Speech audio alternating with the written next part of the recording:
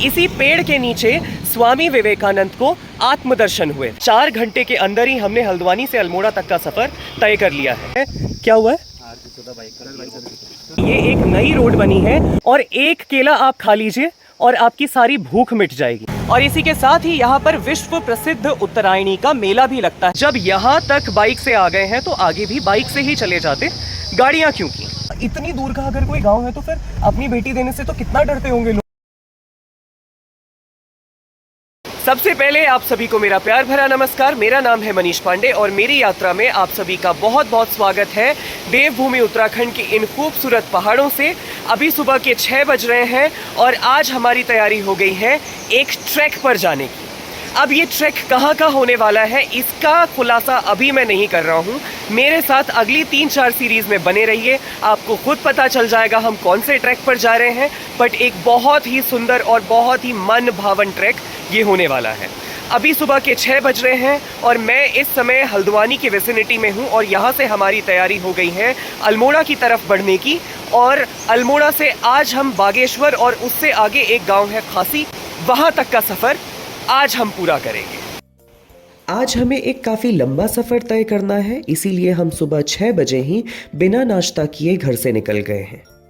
हमने 4 घंटे में अल्मोड़ा पहुंचने का टारगेट रखा है, इसीलिए भीमताल, भवाली, कैंची धाम कहीं भी ना रुकते हुए सीधा नाश्ते के लिए एक जगह गर्म पानी पर रुकेंगे और उसके बाद अल्मोड़ा की तरफ बढ़ेंगे। नाश्ता करने की रस्म को निभाने से पहले स्क्रीन रेडी होते हुए रोहित कुमार।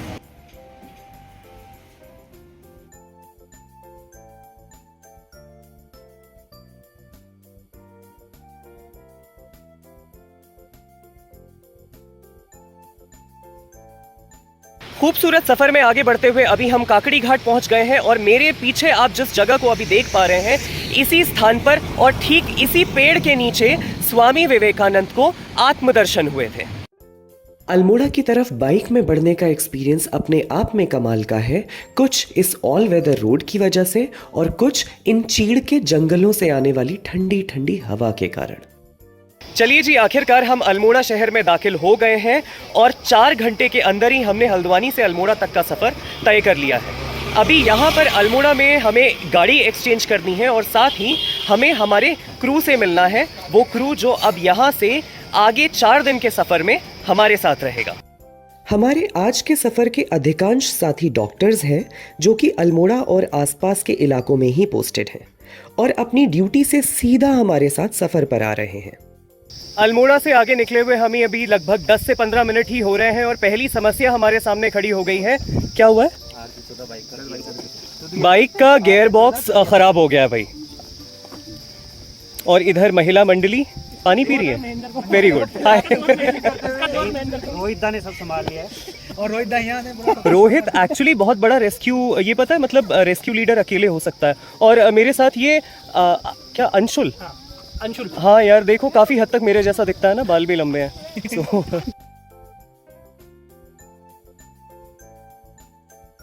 गाड़ी ठीक करने के बाद हमने इस खूबसूरत सी लोकेशन पर हॉल्ट ले लिया है और अभी मैं जो आपको नज़ारा दिखा रहा हूँ ये हमारे रेस्तरों की छत का नज़ारा है। यहाँ पर नदी के पास में कुछ मवेशी पानी पीने के लिए आए हुए हैं और इसी के साथ में ये पहाड़ों के सीढ़ीनुमा खेत और इन खेतों में हल चलाते हुए किसान कितने खूबसूरत, कितने सुंदर और कितने खुश दिखाई दे रहे हैं।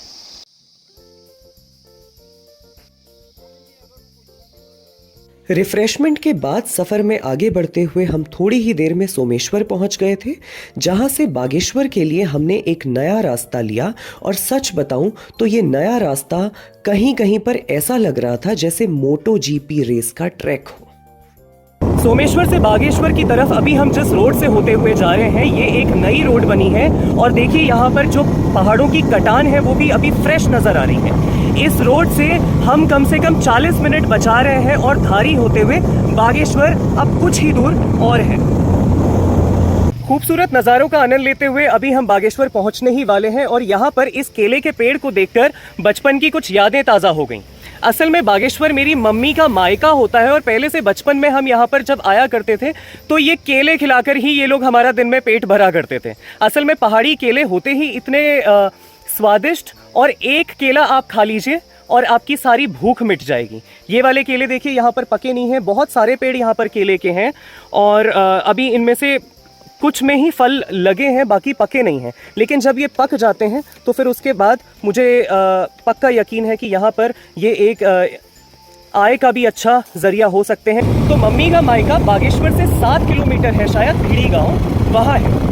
और बचपन में तो हम यहाँ पर आमतौर पर आया करते थे, लेकिन क्योंकि अब नाना और नानी गुलरकोट शिफ्ट हो गए हैं, मैंने आपके लिए उनके साथ एक ब्लॉग बनाया था, तो अब यहाँ पर आमतौर पर आना नहीं हो पाता। लास्ट टाइम हम यहाँ पर आए थे 2011 में और तब से अब तक का यहाँ पर काफ़ी कुछ बदल गया है, अच्छे सेंस में बदला है, काफ़ी डेवलपमेंट है और मुझे खुशी है इस बात की कि यहाँ के लोगों के लिए बहुत ज़्यादा सहूलियत हो गई।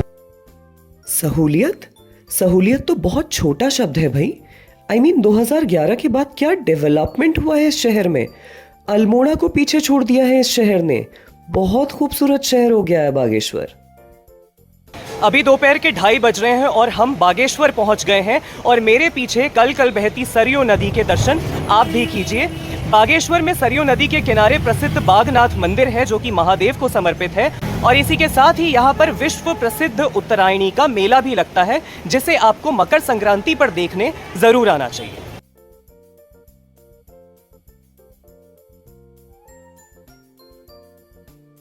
हमारे सफर से वापस आते समय हम यहाँ पर बागनाथ मंदिर के दर्शन करेंगे, लेकिन अभी पहले सफर की थकान मिटाते हैं और थोड़ी सी पेट पूजा कर लेते हैं। चलिए जी, मिलते हैं वापस आते वक्त। बहुत अच्छा खाना था आपका, सच में मस्ट रेकमेंड। दोपहर का खाना खाने के बाद हमने बागेश्वर शहर की सीमा को छोड़कर थोड़ी ही देर में कपकोट की सीमा में प्रवेश किया और कपकोट की सीमा में प्रवेश करते ही प्रकृति के एक से बढ़कर एक अद्भुत नज़ारे मन को मोह ले रहे हैं। अभी हम एक विहंगम दृश्य को सराह ही रहे होते हैं कि दूसरा दृश्य हमारे सामने आता है और हम उसमें भाव विभोर हो जाते हैं। और यहाँ देखिए पहाड़ों की काया और पहाड़ों का वेजिटेशन अभी एकदम से बदल गया है। थोड़ी देर पहले तक इन पहाड़ों पर हमें ग्रासलैंड्स और चीड़ के पेड़ दिखाई दे रहे थे, लेकिन यहाँ पर अब जो वेजिटेशन है वो पूरी तरह से मोस्टली गायब ही है। कल कल बहती सरयू नदी के तट को पकड़े हुए अभी हम कपकोट शहर के अंदर दाखिल होने को हैं, जहां पर हमारा अधिकांश सफर तो खत्म हो जाएगा, लेकिन यहीं से हमारे सफर का सबसे मुश्किल पड़ाव शुरू होने वाला है। एक चीज तो माननी पड़ेगी भाई, कपकोट के बारे में जितना सुना था ये शहर उससे बहुत ज्यादा सुंदर। सरयू नदी के किनारे बसा घाटी नुमा ये शहर, इसके क्या ही कहने। ये हमारा सारा क्रू भी यहाँ पर आ गया है और अभी हमें पार्किंग में बाइक लगा करके आगे बढ़ना है।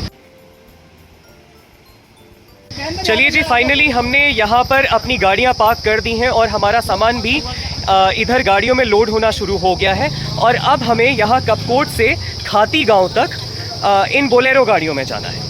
आप लोग सोच रहे होंगे कि जब यहाँ तक बाइक से आ गए हैं तो आगे भी बाइक से ही चले जाते, गाड़ियाँ क्यों की?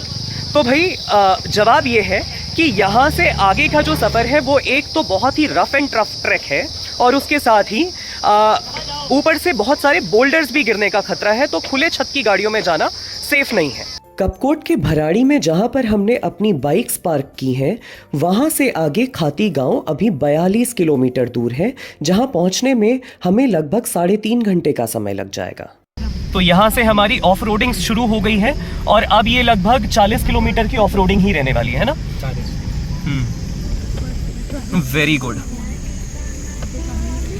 तो नेचुरल रिसोर्सेज से तो भरपूर होते हैं पहाड़, लेकिन जब यहाँ पर बसावट की बात आती है तो सुविधाएं ना होने की वजह से जो स्ट्रगल हो सकता है वो देखिए आप। एज ट्रैकर्स हम तो एक आध दिन के मजे करने के लिए आ रहे हैं, तो ये हमारे लिए एडवेंचर है, लेकिन जो रोज यहाँ पर रहते हैं उन लोगों के लिए ये बहुत बड़ा स्ट्रगल है। हालांकि भराड़ी से दूर इस रूट पर खाती के अलावा 5 गांव और भी हैं। मतलब वही था, मैंने कहा बेसिक फैसिलिटीज तो ठीक है, आप कह रहे हो जैसे लाइट पानी है, रोड थोड़ी दूर है। मेरे मन में एकदम से आया, मैंने कहा यार इतनी दूर का अगर कोई गांव है तो फिर अपनी बेटी देने से तो कितना डरते होंगे लोग ना यहाँ पे। चलिए, शादी की तो दिक्कत नहीं है कोई, है ना? आपकी शादी होगी? चलिए बढ़िया। इतनी दूर दराज के गांव में बेसिक फैसिलिटीज के अलावा शादी की भी एक बहुत बड़ी समस्या तो होती ही होगी, और खास तौर पर खाती गांव तो हमें गूगल मैप पर भी नजर नहीं आया था। आखिरकार 42 किलोमीटर की लंबी ड्राइव के बाद हम खाती गांव पहुंच गए हैं, और यहां तक के सफ़र को हमने 5:30 बजे शाम को शुरू किया था और अभी रात के 9 बज गए हैं कि हमको इस गांव तक पहुंचने में इतना समय लगा है। मेरे पीछे आप देखिए प्रधानमंत्री ग्राम सड़क योजना का बोर्ड लगा हुआ है। यहाँ तक रोड आई तो है, लेकिन इस रोड के तो भाई क्या कहने, ये रोड इतनी दुर्गम थी कि पूछिए मत। और हमारे साथ में जो भैया हमें लेकर आए हैं वो बस में मजाक कर रहे थे, वो गाड़ी में मजाक कर रहे थे कि भाई हमारे लिए तो ये जो सड़क है इन दिनों जैसी है वो डबल डामर वाली सड़क है, तो अभी अगर सड़क ऐसी है तो समझिए इससे पहले यहाँ पर क्या हाल होंगे। अब यहाँ इस गांव तक हम आ गए हैं, और यहाँ से आगे हम, अगर मैं अब आपको बता दूं तो हम ट्रैक करने वाले हैं पिंडारी ग्लेशियर का। जी हाँ, हम पिंडारी ग्लेशियर का ट्रैक करने वाले हैं, और कल सुबह 9:30 बजे हम उस ट्रैक को शुरू करेंगे। तो आज खाती गांव तक की इस यात्रा में इतना ही। आई होप आपको इस यात्रा में मजा आया होगा। वीडियो पसंद आई हो तो इस वीडियो को लाइक कीजिए, चैनल को सब्सक्राइब कीजिए और अपने दोस्तों के साथ शेयर कीजिए। मैं मनीष पांडे हमारे पूरे क्रू के साथ कल आपको मिलता हूं पिंडारी ट्रैक पर। तब तक के लिए जय भारतवर्ष, जय देवभूमि उत्तराखंड।